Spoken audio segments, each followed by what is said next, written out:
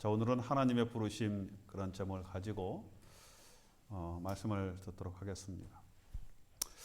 자, 여러분 오늘 누가복음 5장 말씀이죠. 이게 마가복음에도 이제 동일한 사건이 소개가 되고 있는데, 자, 우리 하나님께서 베드로를 부르시는 그런 소명의 사건입니다. 그렇죠?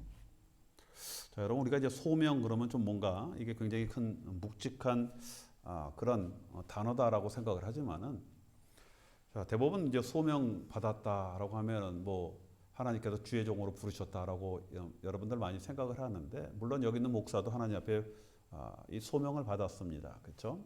부를소 생명명. 그렇죠? 하지만 여러분도 똑같이 하나님으로부터 부르심을 그런 받은 자들입니다. 그렇죠? 저는 목사로 부르셨고, 또 여러분은 여러분 자리에 또 그 모습으로 하나님께서 이제 부르셨기 때문에, 자, 우리가 다 이 자리에 온 것 아니겠습니까? 자, 여러분 우리가 잘 아는 것 같이 오늘 예수님과 이 베드로와의 만남은 오늘 지금 소개가 되고 있지만 이것이 처음 만남이 아니다라는 것을 아마 이제 여러분 다 알고 계실 것입니다.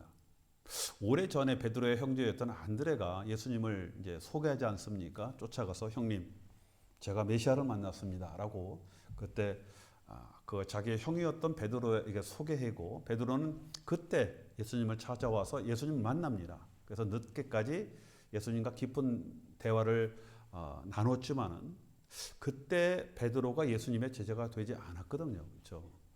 왜 그때 예수님의 제자가 되지 않았을까?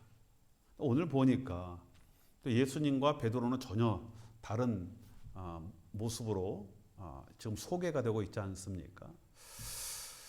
자, 아마 그때 예수님을 따르지 않았던 베드로의 모습, 뭐 여러 가지 이유가 있지 않겠습니까? 뭐 단지 우리가 생각할 수 있는 것은 이제 추측을 하는 겁니다.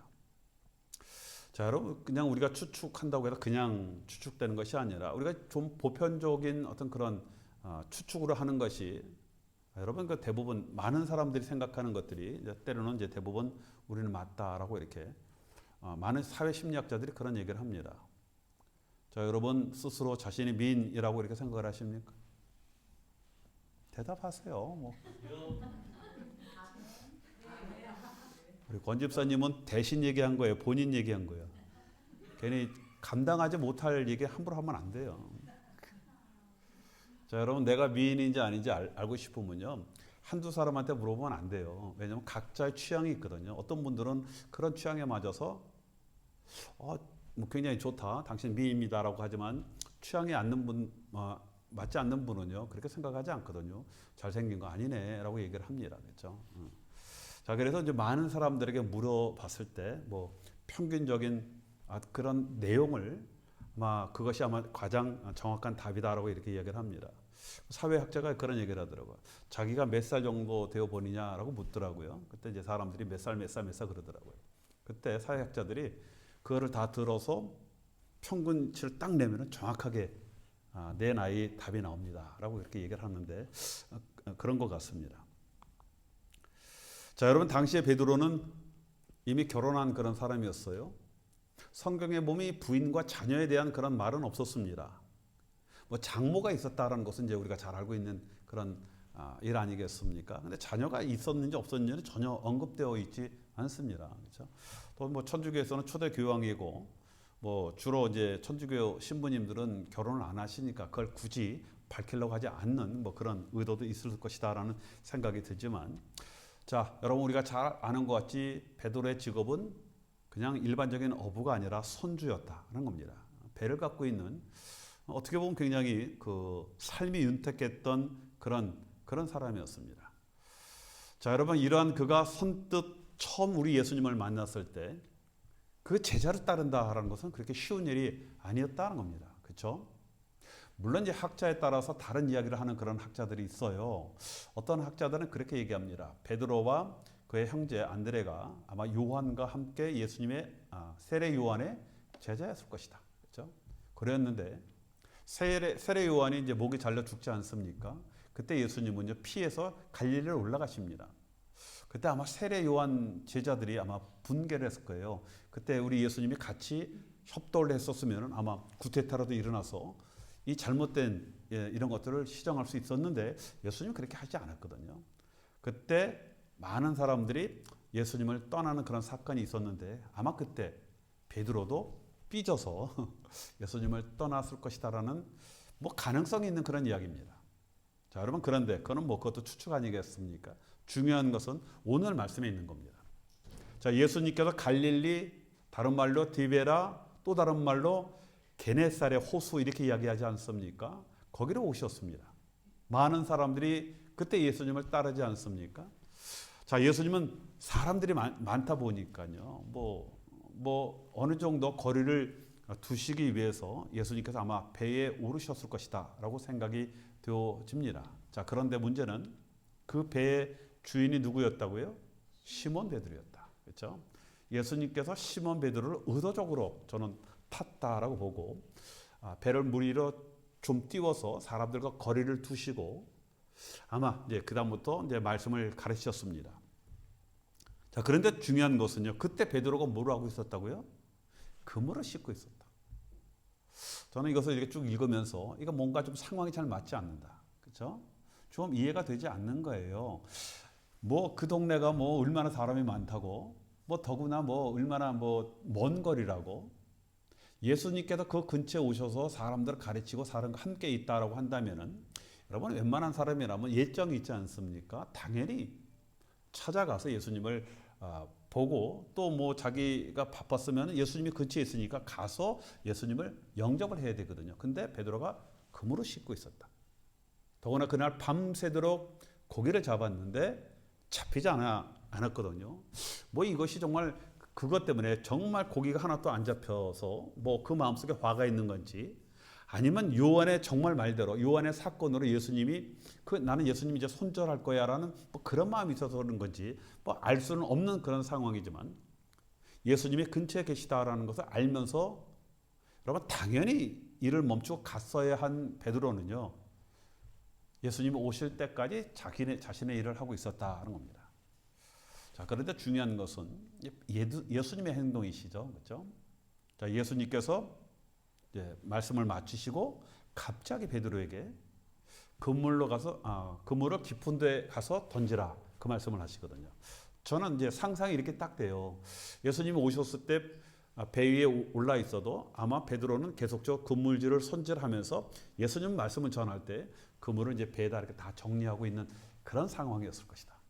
그렇죠? 그래서 아마 예수님께서 그런 베드로를 보고 깊은 데 가서 그물을 던지라. 그렇죠? 그렇게 말씀을 하셨습니다. 자, 여러분 사람이요. 이 약이 좀 올라 있으면은 뭐 이런 말 저런 말 잘못하면 이게 더 사람을 열받게 하지 않습니까? 그렇죠?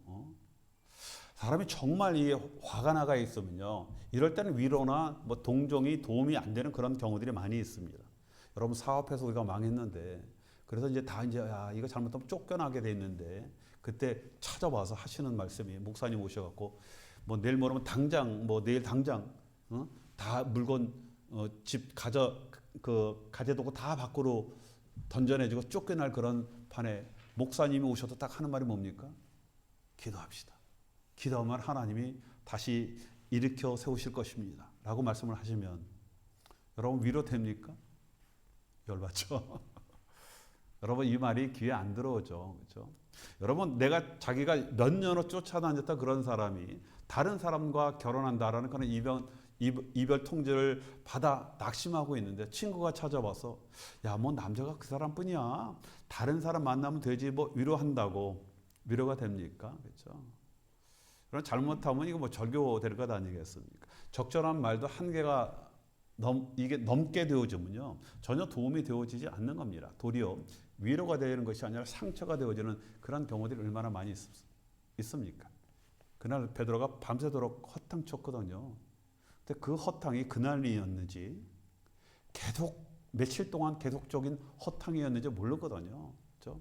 그런 상태에서 그물을 씻고 배를 정리하는 그런 사람에게 다시 그물을 던지다라 하면은 여러분 같으면 어떻게 할까요? 그렇죠? 베드로는 이 고기 잡는데 도 같은 사람 아니겠습니까? 그리고 새벽에는요, 이 깊은 곳에 그물 던져서 고기가 잡히는 게 아닙니다. 그렇죠? 자, 그런데 우리 예수님께서 이런 걸 모르시고 그 말씀을 하셨을까? 여러분, 예수님이 갈릴리 출신이거든요. 물론 이제 직업은 목수였지만 뭐 그 정도 기본적인 상식은 다 아시는 그런 분인데 그냥 예수님께서 모르시고 이런 말을 하실 리는 없을 것이다. 그렇죠? 자, 여러분, 이것은요 베드로의 그 마음의 정곡을 탁 찌르는 그런 말씀입니다. 많은 사건들을 행하게 하실 수 있음에도 불구하고 굳이 그렇죠? 그저 씩씩거리고 그물을 씻고 있는 거 베드로에게 갑자기 배로 올라타셔서 하시는 말씀이 깊은 데가 그물 한번 더 던져라 그랬죠. 베드로가 그러잖아요. 밤새도록 했는데 한 마리 잡지 못했습니다. 그렇죠? 자, 그럼에도 이 말씀을 하신 것은 그 베드로의 본래의 그 마음을 들춰내고 계시다라는 겁니다. 먹고 사는 그런 문제 때문에 자신의 일을 하고 있는 그에게 행동으로 메시지를 우리 주님께서 던지시는 겁니다. 자, 여러분, 만약에 요한의 사건 때문에 베드로가 예수님과 감정이 있었다라고 하면은 굳이 예수님께서 그물을 던지라라고 말씀을 하셨을까? 저는 여러 가지 정황을 살펴볼 때 이거는 아니다라고 생각이 되어집니다. 여러 가지 이렇게 정황을 보면 그 사건은 아니었을 것이다. 그 추측은 좀 뭔가 좀 빗나가는 추측이다라고 생각이 되어집니다. 저는 베드로가 첫 번째로 예수님의 제자가 되지 못한 그 사건은요, 그물 때문이다라고 생각합니다. 그물. 무슨 말이라고요? 먹고 사는 것 때문에. 먹고 사는 그 문제 때문에 예수님의 제자가 되지 못하는 겁니다. 자, 그런데 지금 우리 주님께서 하시는 말씀이 이것이 중요한 것이 아니다라는 그 말씀을 말로 하시는 것이 아니라 지금 행동으로 보여주시는 겁니다.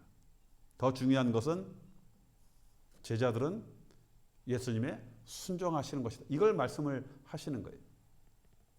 자, 여러분, 예수님이 부르시는 사람은 나의 일들을 먼저 해결하는 것이 아니라 예수님의 말씀에 순종하면 이 모든 것들이 해결되어진다는 것을 지금 베드로에게 알려주시는 겁니다. 여러분, 베드로니까 예수님께서 이걸 보여주시는 거예요. 다른 사람이라면 우리 주님께서 이렇게 하시겠습니까? 아니거든요. 무슨 말씀입니까? 너 베드로다.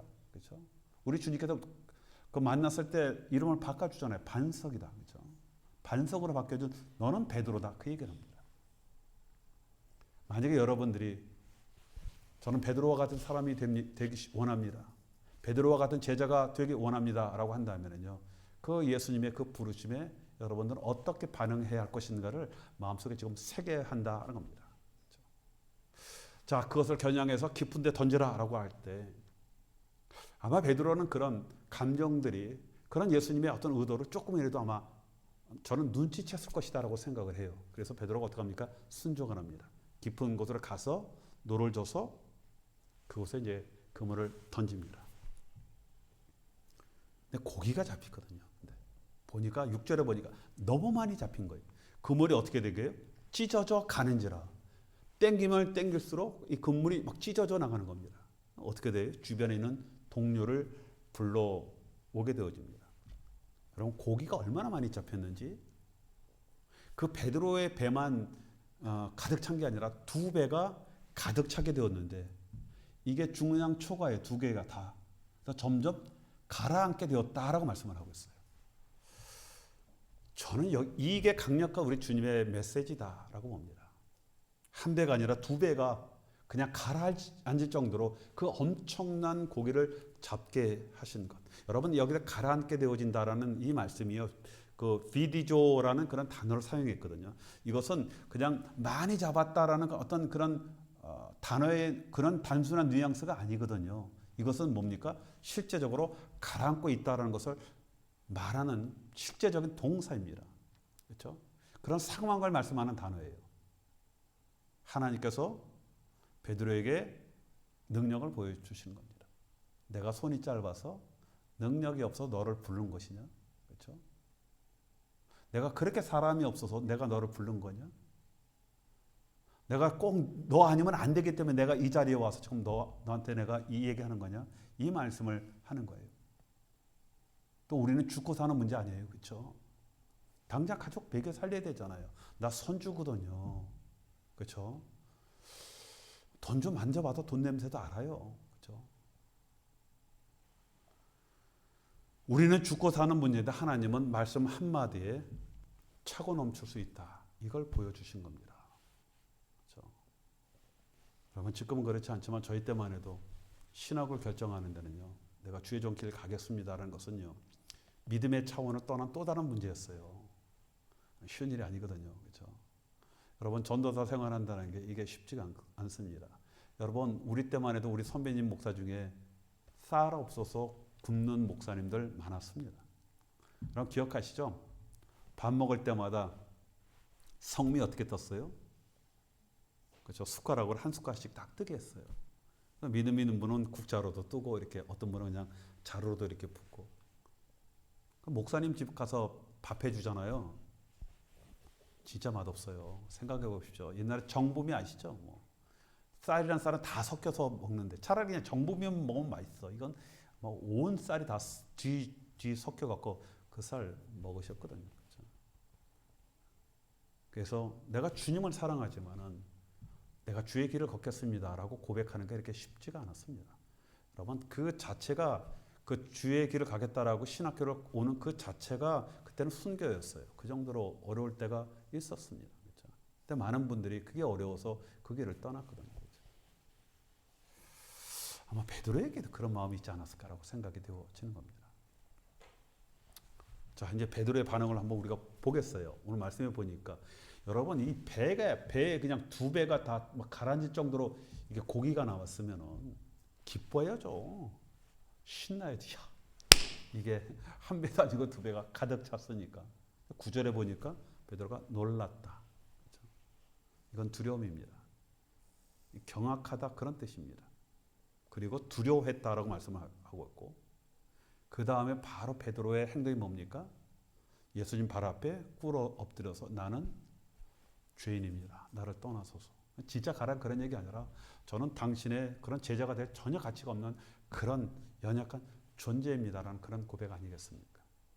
자, 여러분 여기서 베드로가 나는 죄인입니다라고 그 얘기를 할 때 어떠한 심정으로 베드로가 지금 예수님 앞에 주님 저는 죄인입니다. 차라리 저를 떠나십시오. 저는 가치가 없는 존재입니다. 라고 했을 때 그 베드로의 고백이 어떤 마음에서의 고백이었을까?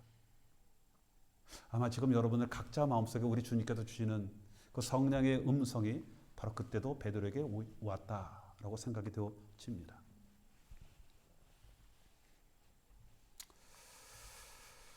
자, 여러분 베드로가 놀라고 두려워하고 이 부끄러워하는 이 모습 왜 그랬습니까?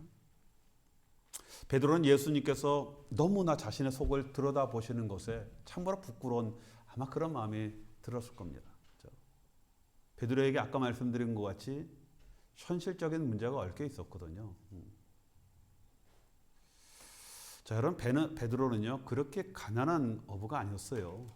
배를 소유할 정도였기 때문에 어느 정도가 아니라 뭐 한국도 여러분 손주 자녀 그러면 뭐 손주 그러면은 정말 돈 꽤 있는 유지 아니겠습니까?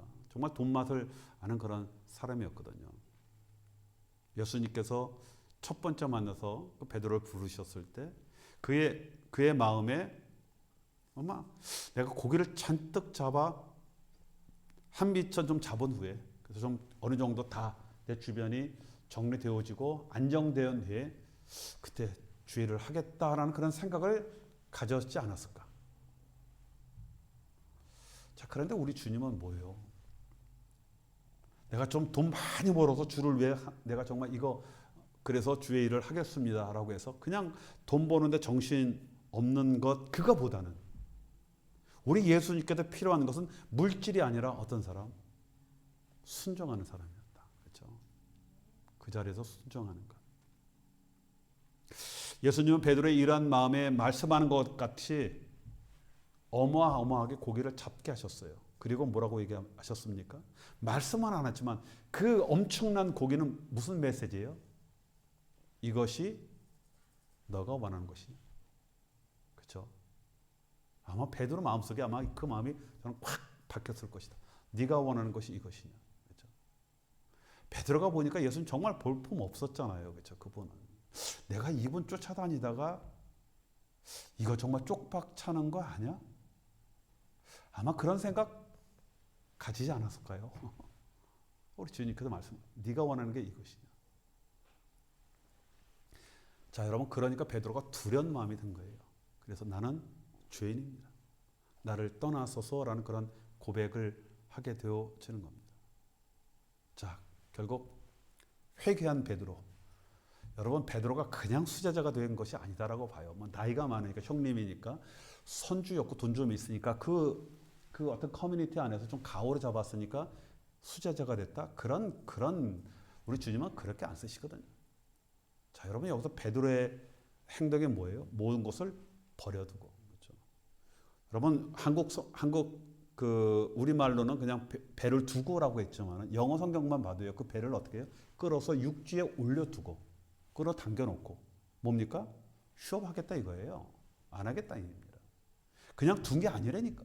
끌어 올려놓고 그 다음에 사명의 길을 갔다라는 겁니다. 자, 여러분 10절에 보니까 예수께서 시몬에게 일러 가라사대 무서워 말라 이제 후로는 내가 사람을 취하리라 이 말씀을 하시는 겁니다. 그렇죠? 여러분 사람을 취한다라는 것은요 산채로 잡는다 그 얘기입니다. 여러분은 죽은 사람 필요 없죠. 산 사람이 필요하죠. 예수님께서 사명을 주시는 겁니다. 여러분 우리의 모든 사명은요 바로 이거예요. 사람을 산채로 잡는 사람들입니다. 여러분 내 사명은 뭐 다른데 뭘 잘해놓고 뭘 하고 물론 굉장히 중요합니다. 그것이 이제 교회의 덕이 되어지지만 진짜 우리의 모든 사명은 뭐라고요? 사람을 산채로. 근데 어떤 분은 잡는데 이 사람을 산채로 잡아야 되는데 죽여도 잡는 그런 분들 있지 않습니까? 말로 때로는 이게 죽이고 뭐 그런 경우들이 많이 잡으려고 하다가 도리어 이 상처를 주고 사람을 죽이는 그런 실수를 하잖아요. 저도 했거든요. 그렇죠? 우리도 하지 않습니까? 그렇죠? 자, 여러분 우리 하나님은 이런 어부만 부르신 것이 아니라 많은 사람들을 부르셨죠. 뭐 선교, 근대 선교 그러면 여러분 잘 알고 있죠. 윌리엄 캐리를 뭐 근대 선교의 아버지 그렇게 얘기합니다. 여러분 윌리엄 캐리가 뭐 선교 그래 윌리엄 캐리를 선교 얘기할 때 모르면 뭐 이건 말이 안 되는 거죠. 뭐 선교의 아버지라고 부르는데 그분 직업이 뭔지 아세요? 구두 제작 견습공이었습니다. 구두 만드는 견습공. 근데 그가 우리 주님의 부르심을 받고 영접하고 모든 삶을 다 버리고 제자의 삶으로 결단하거든요. 그 작업실에 당장은 먹고 살아야 되니까 세계 지도를 다 걸어놓고 그 세계 선교를 위해서 항상 기도를 했다. 내가 하나님을 위해서 할 수 있는 일이 무엇입니까? 물으면서 기도를 했습니다. 그리고 4년 후에 침례교 선교회를 조직하고 그때부터 목사님들에게 다니면서 담대하게 선교에 대한 열정을 그가 이제 이걸 전하고 설교를 했습니다. 그리고 자기가 만든 이 선교회를 운영하는 것이 아니라 본인 스스로 초대 선교사로 인도에 파송돼서 인도의 선교의 아버지가 되게 되어지는 겁니다. 자, 여러분 우리는요. 때로는 우리 하나님의 뜻을 피하려고 하는 그런 경우들이 많이 있거든요. 자, 여러분 이런 사건은 베드로에게만 있는 얘기 아니거든요. 우리에게도 있지 않습니까? 그렇죠? 자, 여러분 그것이 아니라 하나님께서 지금 나에게 원하시는 것이 무엇인지, 그렇죠? 또 내가 할 것이 무엇인지 묻고 깨닫고 적극적으로 여러분 우리가 순종하는 것. 이게 바로 축복의 길입니다. 그렇죠? 어떤 분이라고요? 말 한마디에 두 배가 가라앉을 정도로 베드로에게 보여주신 그런 부분이거든요. 여러분 당시에 두 배의 고기가 가라앉을 정도의 가치다라고 한다면은 지금 우리가 상상할 수 없는 그런 가치 아니겠습니까? 말씀 한마디에 이렇게 되게 하시는 그런 분입니다. 그런 분 앞에 우리가 무슨 두려움과 걱정 때문에 그분이 부르시는 그 사명에 우리가 두려워해야 할 일이 무엇이 있습니까? 자, 우리는 이것이 채워지고 이것이 있으면 행복하고 주의 일을 열심히 할 것 같지만은요. 그건 우리의 생각이죠. 만약 이런 것들이 채워지면 어떻게 돼요? 우리 안에 열정이 사라지게 되어집니다. 하나님, 뭐 이 사업 정말 일어나게 해서 정말 좀 돈 확 잡으면요. 그때 예수 열심히 믿고 주를 위해 죽도록 충성하겠습니다. 그렇게 얘기하죠. 그렇죠? 근데 여러분 찾으면 그렇게 합니까? 그때는 열정이 사라지게 되어지죠. 자, 여러분 하나님 지금 우리를 지금 이 자리에서 지금 부르십니다. 그렇죠? 여러분 말씀하시면은요. 이것저것 따질 필요 없이 그냥 그 자리에 내려놓고 여러분 순종하는 것. 이것이 축복의 삶입니다. 하나님께서 지금 우리 각자에게 말씀 메시지 때마다 우리가 주시는 어떤 그런 도전의 말씀이 있지 않습니까? 저는 그것이 단순한 어떤 도전의 말씀이 아니라 우리의 부르시는 소명이다라고 봅니다. 그 소명에 맞게끔 우리는 그 자리에서 순종하는 삶. 때로는 버릴 건 버리고 또 돌아설 건 돌아서고 훈련할 건 훈련하고 뭐 이런 모든 것들을 우리가 행하는 그런 순종의 그런 우리의 모습들이 자, 여러분 진정한 축복의 길이 되게 되어진다 하는 겁니다. 자, 우리 2024년 이런 축복의 또 삶을 두려워하지 않고 걸어가시는 저와 여러분이 되시길 주님의 이름으로 축원드리겠습니다.